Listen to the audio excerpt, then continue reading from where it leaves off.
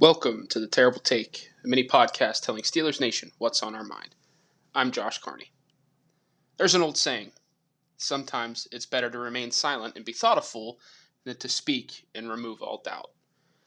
Maybe Doug Whaley, current candidate for the Pittsburgh Steelers general manager opening, should have taken some advice from that popular saying before sticking his foot in his mouth earlier this week, insulting one of the greatest outside linebackers in not only Steelers history, but NFL history as well.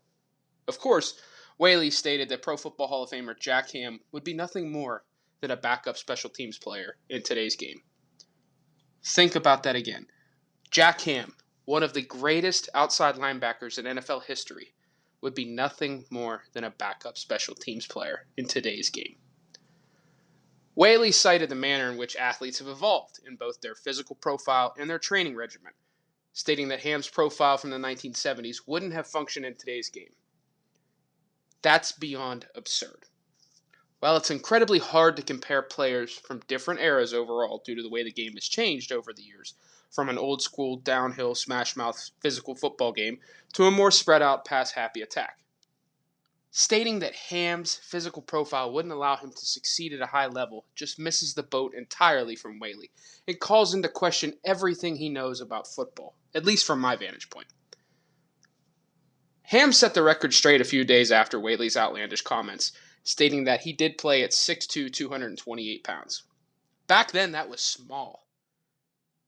Remember, in a physical game. Now, 6'2", 228 is normal for linebackers in today's game. That fits in exactly with what linebackers typically play at today. Add in the fact that Ham was a supreme athlete for his era, especially at the position, and studied the game at a high level, possessing the between-the-ears abilities that separated him from other players in an era. There's no way that Ham would have been a backup special teams player. We're talking about a guy in Ham who was an 8-time Pro Bowler and a 6-time first-team All-Pro selection. He finished his career with 32 interceptions, 21 fumble recoveries, and 25.5 sacks. He recorded another 8 takeaways in 16 postseason games played for Pittsburgh. He has the most takeaways in NFL history by a non-defensive back.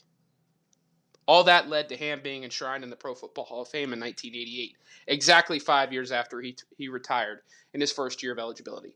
A first-ballot Pro Football Hall of Famer would be a backup special teams player in today's game, according to Doug Whaley. Yeah, Ham's resume certainly screams special teams backup in today's game. It wasn't a good look for Whaley from a football observation standpoint, but to insinuate that Ham, an all-time Steelers great, would be nothing in today's game while in the process of interviewing with the Rooneys for the GM opening in Pittsburgh is about as bad as it gets. Talk about sabotaging your own job interview.